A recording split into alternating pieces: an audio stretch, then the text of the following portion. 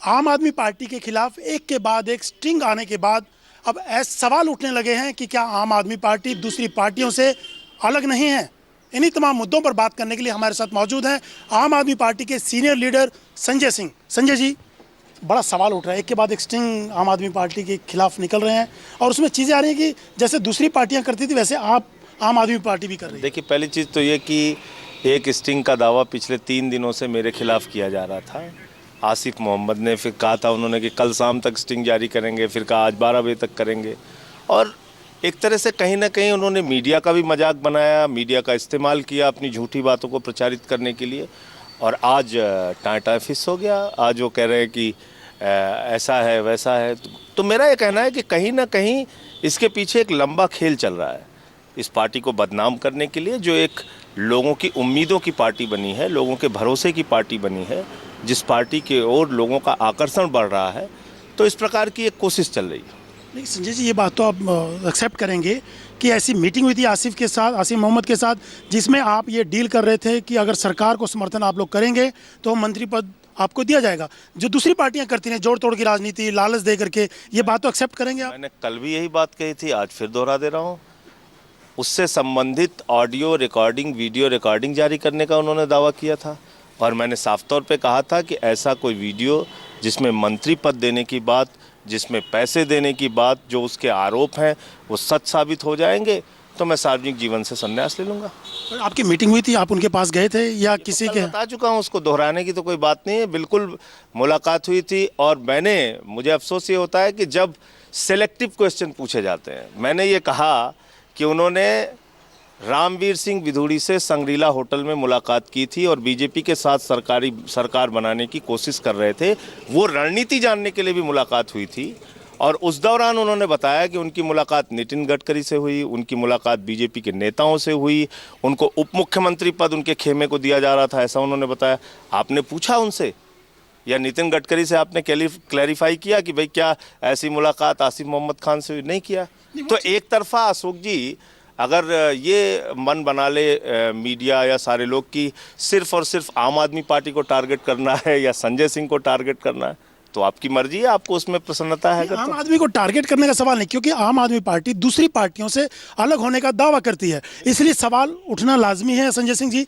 क्योंकि अगर आप उनके पास जा रहे हैं तो क्यों गए? और कहीं ना कहीं आपने ये बात तो है कि मीटिंग हुई थी, इस बात से जुटला नहीं सकते। मैंने आपसे ये तो कल भी मैंने कहा, मैंने आपसे ये भी तो बताया कि बीजेपी के साथ उनकी सरकार बनाने की क्या रणनीति थी, उसके बारे में भी कुछ चर्चा हुई, जिसके बारे में आपने उनसे कोई सवाल नहीं किया। मंत्री पद का कोई ऑफर नहीं, सरकार बनाने की इच्छुक नहीं थी? ये तो बिल्कुल, मंत्री पद का कोई ऑफर होता या कोई बात होती तो वो हमको, हमारे रिश्तेदार हैं जो अब तक छोड़े रहते, वो अब तक स्टिंग जारी कर देते, आपके सामने लाते और फिर सरकार बन गई होती दिल्ली में।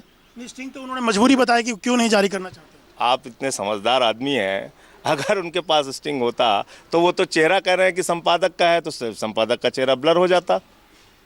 तो ये तो एक आप लोगों को पिछले 3 दिनों से मूर्ख बनाने की वो लगातार कोशिश कर रहे हैं। और इसमें देखिए, केजरीवाल की ऑडियो भी जारी किया गया है जिसमें वो कह रहे हैं कि 6 विधायकों को तोड़िए, उनको लाइए अपने साथ। तो ये केजरीवाल की आवाज़ नहीं है क्या? आप नहीं मानते हैं? मैंने उस ऑडियो पे कल से लगातार बात कही है। उस पूरे ऑडियो में कहीं भी खरीद फरोख्त की बात नहीं है, कहीं भी हॉर्स ट्रेडिंग की बात नहीं है, कहीं भी मंत्री पद देने की बात नहीं है, कहीं भी पैसे देने की बात नहीं है। और उसको हॉर्स ट्रेडिंग कह के मीडिया चला रहा। तो जो लोग खुलेआम आपके कैमरे पे आके बोले हैं, प्रभात झा जी जिन्होंने कहा आम आदमी पार्टी के विधायक हमारे संपर्क में हैं, रामवीर सिंह विधूड़ी जिसने कहा 8 विधायक आम आदमी पार्टी के हमारे संपर्क में, उनसे भी कोई जिम्मेदारी बनती है। उनसे भी पूछा गया कि क्या कार्रवाई बीजेपी ने उनके खिलाफ किया। जो हमारे एक विधायक को 4 करोड़ में खरीदने की कोशिश शेर सिंह डागर ने किया, उस पर क्या कार्रवाई किया बीजेपी ने आज तक? तो ये एक मिला जुला खेल चल रहा है आम आदमी पार्टी को बदनाम करने का। मैं ये कह रहा हूँ कि मीडिया की एक महत्वपूर्ण भूमिका है, देश का चौथा स्तंभ है मीडिया, उसको इस खेल का हिस्सा नहीं बनना चाहिए। और जाने अनजाने कहीं ना कहीं मीडिया इसमें खेल का हिस्सा बन रहा है। लेकिन संजय जी, लग तो रहा है कुछ ना कुछ हो गया आम आदमी पार्टी को। जो चीज़ें चल रही हैं, अरविंद केजरीवाल बेंगलोर में अपना इलाज करा रहे हैं, या पार्टी की सेहत ठीक नहीं है, उनकी सेहत तो सुधर रही है लेकिन पार्टी की सेहत खराब हो रही है, तो चल क्या रहा है पार्टी के भीतर? क्या हो गया आम आदमी पार्टी को? अशोक भाई, जब आम आदमी पार्टी पे ऐसे संकट आए हैं, हम लोग और मजबूती के साथ उभर के आए हैं। जब अरविंद केजरीवाल तिहाड़ जेल में थे नितिन गडकरी के ऊपर भ्रष्टाचार का आरोप लगाने के मामले में, जिसके तथ्य और प्रमाण थे, बावजूद उसके उनको तिहाड़ जाना पड़ा था। उस समय भी इसी प्रकार के चौतरफा हमले हुए थे, तमाम तरीके की बातें कही गई थी। हमें जमानत जब्त बाटी कहा जाता था, भगोड़ा कहा जाता था, क्या क्या नहीं कहा जाता था। फिर उस परिस्थिति से हम उभर के आए। आज फिर एक चौतरफा हमला हो रहा है, कहीं राजेश गर्ग कर रहे हैं, कहीं कोई बोल रहा है, कहीं कोई बोल रहा है। फिर इन परिस्थितियों से हम निकल के एक मजबूत तरीके से बाहर आएंगे। ये एक दौर चलता है और अब अगर इस पे खुली चर्चा और खुली बहस हो रही है, इसमें आप लोगों का भी सहयोग मिल रहा है, चलने दीजिए चर्चा।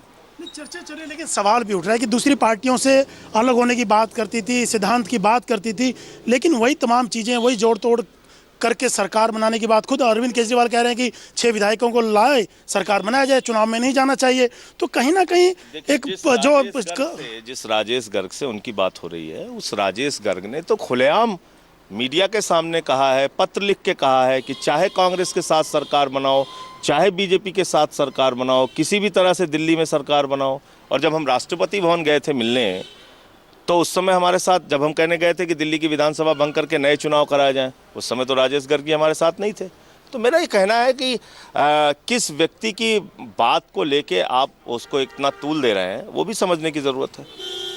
हमारे विधायक, उस समय कुछ विधायकों को तोड़ने की कोशिश की गई थी। खुद राजेश गर्ग भी कन्विंस करते थे लोगों को कि भाई सरकार जो है वो दिल्ली में बननी चाहिए, चाहे किसी भी सूरत में बननी चाहिए। तो इस बातचीत का संदर्भ आप इस रूप में भी ले सकते हैं कि हो सकता है उनको रोकने के लिए कि वो दूसरी पार्टियों में ना जाएं, कहीं और ना जाएं, उनको लिए ऐसा बोला गया हो। तो लेकिन इसके लिए कहते हैं 6 लोगों को आप अगर अपने तरीके से चीज़ों का अर्थ निकालेंगे, वो ठीक नहीं है। और उस पूरी बातचीत में कहीं भी खरीद फरोख्त की बात नहीं है, कहीं भी मंत्री पद की बात नहीं, कहीं भी पैसे की बात नहीं। दूसरा एक सीढ़ी और रात को आई कि अरविंद केजरीवाल 11 मुस्लिम उम्मीदवारों को वोट टिकट देने की बात थी, तो कहीं ना कहीं पोलराइज ना हो जाए। क्यों आप कैंडिडेट कास्ट और धर्म के हिसाब से कैंडिडेट ना देने की बात कर रहे हैं? पूरा स्टिंग या सुना नहीं है या आपको गलत जानकारी है। उस पूरे स्टिंग के अंदर 11 टिकट मुस्लिम कैंडिडेट्स के लिए मांगने की बात कर रहे हैं एक प्रतिनिधि मंडल कि मुसलमानों को 11 टिकट दिया जाए। अरविंद केजरीवाल ने कहा मुसलमानों को टिकट देने के नाम पे मुसलमान वोट नहीं देगा। और वो पूरा अगर रिकॉर्डिंग सामने आता तो उन्होंने आगे ये भी कहा था कि शिक्षा की बात करनी चाहिए, मुसलमानों के रोजगार की बात करनी चाहिए, उनकी तरक्की की बात करनी चाहिए। हम मुसलमानों को टिकट दे के मुसलमानों का वोट लेंगे इसलिए नहीं, और मोदी को रोकना चाहते मुसलमान, इसलिए दिल्ली में वो हमको वोट देंगे। ये बात उसमें कौन सा स्टिंग या कौन सी गलती हो गई है? तो मुझे लगता है कि पूरी चीज़ों को समझने की ज़रूरत है। आप मुसलमान के नाम पे 11 टिकट मांग रहे हैं, हम उस बातचीत में आपके साथ हैं और हम कह रहे हैं नहीं साहब, हम मुसलमान होने के नाते 11 टिकट आपको देंगे, ऐसा नहीं है। दिल्ली के अंदर मुसलमानों की शिक्षा की, बेरोजगारी की, उनके तमाम और मुद्दों की बात करो और उनका वोट हमको मिल रहा है, पूरे दिल्ली में मिल रहा है। ठीक है, भीतर लड़ाई हो रही है, कभी स्टिंग्स ऑपरेशन जा रहे हैं, क्या इसी ढंग से आम आदमी पार्टी की लड़ाई सड़कों पर रहेगी? देखिए, पार्टी के अंदर की जो लड़ाई है निश्चित रूप से ये पीड़ादायक है, कष्टदायक है और उसके ऊपर मैंने खुलेआम कहा है कि भाई इससे पार्टी का मजाक बनता है और ये सारी चीज़ें रुकनी चाहिए। मैंने इस बात को बार बार कहा है। मेरी चिंता इस बात को लेके है कि अगर इस तरह से हम लोग कहीं ना कहीं अगंभीरता दिखाएंगे तो उससे कार्यकर्ताओं में गलत संदेश और मैसेज जाता है। इस पे निश्चित रोक लगनी चाहिए और इसके अंदर पार्टी के अंदर एक चर्चा करके, और जिस तरह से अब बहस चल रही है, सारी बातें सामने आ रही है, हो सकता है हम किसी निष्कर्ष और समाधान पे पहुँचें। संजय जी, लोग पूछ रहे हैं कि आम आदमी पार्टी की पोल खुल गई। ये सवाल एक दिमाग में आ रहा है जिस ढंग से चीज़ें सामने आ रही है कि दूसरी पार्टियों से अलग नहीं है। नहीं, ये आप लोग कह रहे हैं कि पोल खुल गई। जनता में जनता को हमारे ऊपर यकीन है। हमने बिजली का दाम आधा किया, हमने पानी मुफ्त किया, हम दिल्ली के लोगों के लिए लगातार काम कर रहे हैं। रिश्वतखोरी सरकारी कार्यालयों में बंद हो गई, द्वारका का प्लांट शुरू हो गया जिससे लोगों को पानी मिलने लगा घरों में। तो हम लगातार काम करने में यकीन रखते हैं और कर रहे हैं और इससे जनता का भरोसा हमारे ऊपर और बढ़ रहा है। ये एक गलतफहमी पैदा की जा रही है कि कोई पोल खुल गई या कोई सनसनीखेज खुलासा हो गया। लेकिन आपके भीतर जो मार मची है, आपके जो 2 सीनियर मेंबर हैं, फाउंडर मेंबर हैं, प्रशांत भूषण, योगेंद्र यादव, अब उनको आप लोग उनके ऊपर, उन्होंने अगर सवाल उठाया संजय जी, क्या पार्टी के भीतर सवाल उठाना गलत है? उसकी सज़ा उनको पीएसी से निकालने की है, पार्टी से निकालने की तैयारी आप लोग कर रहे हैं, क्या ये सज़ा है? बोलना मना है पार्टी के भीतर? पार्टी के अंदर सवाल उठाने का कोई पहला मामला नहीं है, कई बार हुआ है। पार्टी के अंदर योगेंद्र भाई ने 7 पेज की चिट्ठी लिख के पार्टी की कार्यप्रणाली पर, अरविंद केजरीवाल पे बहुत सारे सवाल उठाए थे और फिर उसके जवाब में मनीष की भी चिट्ठी गई थी। जब पीएसी में उनकी सबसे ज़्यादा ज़रूरत थी, 400 सीटों पे जमानत जब थी, उस समय उन्होंने इस्तीफ़ा भी दे दिया था। तो वो सारा घटनाक्रम हुआ। फिर अभी एनी की मीटिंग के पहले एक चिट्ठी एडमिरल साहब की आई जो मीडिया में लीक हो गई, फिर एक चिट्ठी प्रशांत भूषण जी की आई जो मीडिया में लीक हो गई। निश्चित रूप से प्रश्न उठाना चाहिए और पार्टी फोरम के ऊपर उसके अंदर खूब विस्तार से चर्चा होनी चाहिए, उसका समाधान भी निकालना चाहिए। लेकिन बाहर जिस प्रकार से चीज़ें आती हैं उससे तो कहीं ना कहीं गलत संदेश जाता है लोगों में, कहीं ना कहीं कार्यकर्ताओं में गलत संदेश जाता है। अब दिल्ली चुनाव के दौरान जब लाखों कार्यकर्ता इस बात पे लगे थे कि आम आदमी पार्टी कैसे दिल्ली में चुनाव जीते, जब पूरा देश चाहता था कि मोदी और बीजेपी का रथ यहाँ पे रुके, उस समय में आपने कहा लोगों से कि भाई ये तो भारतीय जनता पार्टी को हराने के बजाय आप आम आदमी पार्टी को हराने में लगे थे। तो ये तो एक गलत बात है, मुझे लगता है। उनका कहना है ये आरोप बेबुनियाद है। हम तो सवाल उठा रहे थे, सैद्धांतिक सवाल उठा रहे थे, चाहे कैंडिडेट सिलेक्शन की बात कर रहे थे, हम लोग फंड की बात कर रहे थे, वो हमने सवाल उठाया क्योंकि पता चलना चाहिए, दिखना चाहिए कि आम आदमी पार्टी दूसरों से अलग है। योगेंद्र और प्रशांत भूषण का ये अशोक जी, मैं बड़ी विनम्रतापूर्वक पूछना चाहता हूँ आदरणीय योगेंद्र भाई से भी और आदरणीय प्रशांत जी से भी, क्योंकि उन्होंने ये सवाल भी उठाया है कि कांग्रेस बीजेपी के लोगों को टिकट दिया गया। जब वो खुद सिलेक्शन कमेटी में थे, यानी इस विधानसभा चुनाव में नहीं, पिछली विधानसभा चुनाव में, तब तो 16 कांग्रेस बीजेपी से आए हुए लोगों को टिकट दिया गया था। उस समय उन्होंने प्रश्न नहीं उठाया, आज प्रश्न उठा रहे हैं। अब 13 लोगों को दिया गया है, प्रश्न उठा रहे हैं। तो इसके पीछे कारण क्या है, ये सोचना होगा। नहीं, वो कहते हैं दूसरी जगह सिर्फ दिल्ली में सीमित नहीं होना चाहिए पार्टी को, बाकी स्टेट्स में भी चुनाव लड़ना चाहिए। इसमें आपत्ति क्या है? अगर ये ऐसी बात करें, स्वायत्ता मिलनी चाहिए, स्टेट्स को अपने डिसीजन खुद लेने चाहिए। देखिए, 2 तरह की बात आप कर रहे हैं। एक तो आप कह रहे हैं डेमोक्रेसी में यकीन रखो, जो पार्टी में सर्वसम्मति से फैसला हो उसको मानो। तो सर्वसम्मति से संगरूर में ये फैसला हुआ था कि हम दूसरे राज्यों में अभी चुनाव नहीं लड़ेंगे जब तक दिल्ली का चुनाव लड़ रहे हैं। तो ये फैसला तो राष्ट्रीय कार्यकारिणी में हुआ था, संगरूर की राष्ट्रीय कार्यकारिणी में सर्वसम्मति से हुआ था कि जब तक दिल्ली का चुनाव ना हो जाए हम किसी राज्य में चुनाव नहीं लड़ेंगे। आप उसको नहीं मानते, आप कह रहे हैं कि नहीं साहब वो कह रहे हैं, आप क्यों नहीं मान रहे हैं? तो मेरा कहना यह है कि आपको फैक्ट्स की जानकारी होनी चाहिए। बात संजय जी, जब दिल्ली में शपथ लेते हैं अरविंद केजरीवाल, वो कहते हैं कि सर हम दिल्ली में रहेंगे, कहीं और नहीं जाएंगे, जो चुनाव दूसरी जगह लड़ने की बात कर रहे हैं उसका कोई मतलब नहीं है। अशोक भाई, आप एक गांव के प्रधान भी हो जाएंगे तो आप क्या कहेंगे? मैं 5 साल तक इस गांव की सेवा करूंगा, आप यही तो बोलेंगे। तो अरविंद केजरीवाल आप अगर दिल्ली के लोग इस बात से दुखी थे कि हम 49 दिन में चले क्यों गए और शपथ ग्रहण में उन्होंने कह दिया कि मैं 5 साल तक दिल्ली की सेवा करूंगा, यहाँ रहूंगा, ये गुनाह हो गया? इसका मतलब क्या पार्टी का विस्तार नहीं हो रहा है? निश्चित रूप से पूरे देश में मिशन विस्तार के तहत पार्टी का विस्तार हो रहा है, संगठन बन रहे हैं, संगठन का निर्माण हो रहा है, उसकी समीक्षा की जाएगी और जहां चुनाव लड़ने की जरूरत होगी पार्टी उस पर विचार करेगी। तो दिल्ली से बाहर निकलेंगे, पंजाब हो, बिहार हो, देश भर में आप लोग अपनी पार्टी का विस्तार करके चुनाव लड़ेंगे। सर, संगठन बन रहा है, मिशन विस्तार के तहत संगठन बन रहा है, पूरे देश में संगठन का काम हो रहा है, रुका नहीं है कहीं पे काम। चुनाव लड़ा जाएगा, चाहे बिहार हो चाहे पंजाब हो, जो आमने सामने। संगठनात्मक क्षमता जहां हमारी रहेगी वहां पे पार्टी विचार करेगी चुनाव लड़ने के बारे में। अब सिर्फ चुनाव लड़ने के लिए चुनाव लड़ा जाएगा ऐसा नहीं है, लेकिन जहां हमारी मजबूत स्थिति होगी, जहां हमारा संगठन मजबूत होगा, जहां हमारे पास न्यूनतम कम से कम चुनाव लड़ने के संसाधन होंगे, हम चुनाव लड़ेंगे।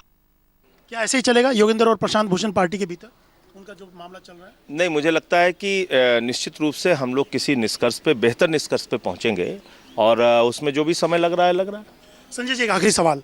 अब ये साफ हो चुका है कि अरविंद केजरीवाल पार्टी सुप्रीमो हैं, पार्टी के बिग बॉस हैं, उनको कोई चैलेंज नहीं कर सकता। ये आपकी धारणा हो सकती है। आप मुझे बताइए, एक व्यक्ति का चुनाव पूरे लोकतांत्रिक प्रक्रिया के साथ राष्ट्रीय परिषद, राष्ट्रीय कार्यकारिणी के द्वारा होता है और वो संयोजक बनाए जाते हैं। संयोजक कब तक हैं? 3 साल तक हैं, यानी वो कार्यकाल संभवतः सितंबर या अक्टूबर में पूरा होगा। और जो भी निर्णय पार्टी के अंदर होता है, या पीएसी में होता है या राष्ट्रीय कार्यकारिणी में होता है, देश के अंदर जो विस्तार हो रहा है या मिशन बुनियाद के तहत हुआ या मिशन विस्तार के तहत हो रहा है, अरविंद केजरीवाल सुप्रीमो और बॉस कहाँ हो जा रहे हैं? आप अब जब वो आदमी मुख्यमंत्री बनता है तो अपने पास एक विभाग भी नहीं रखते हैं अरविंद केजरीवाल। वन पोस्ट हमारे कहीं संविधान में नहीं लिखा है, इस बात को योगेंद्र भाई भी कह चुके हैं। दोनों जिम्मेदारियों को बखूबी निभा सकते हैं, दिन रात पार्टी के लिए मेहनत करते हैं और उसी मेहनत की बदौलत दिल्ली में इतनी भारी जीत मिली है। तो ऐसे नेतृत्वकर्ता को, ऐसे व्यक्ति को जो ईमानदारी से अपनी भूमिका निभा रहा है, हम क्यों सुप्रीमो और बॉस और संयोजक से हटाने की कोशिश कर रहे हैं? मतलब दोनों पदों पे वो रहेंगे, एक व्यक्ति एक पद की बात नहीं है। मैं कह रहा हूं उनका चयन 3 साल तक लोकतांत्रिक प्रक्रिया से चुना गया है और उनका चयन हुआ है। सितंबर अक्टूबर तक उनका कार्यकाल है, उससे पहले तो ये प्रश्न उठने का कोई कारण ही नहीं है। दोबारा भी चुने जा सकते हैं। नहीं, वो तो फिर मैं कहूँगा वो पार्टी का निर्णय होगा। मतलब एक पद एक व्यक्ति एक पद कोई सिद्धांत लागू नहीं। संविधान में नहीं है, हमारे संविधान में ही नहीं है, पार्टी के कॉन्स्टिट्यूशन में वन मैन वन पोस्ट जैसी कोई बात नहीं है। धन्यवाद। ये थे आम आदमी पार्टी के सीनियर लीडर संजय सिंह। बाकी खबरों के लिए देखते रहिए आज तक।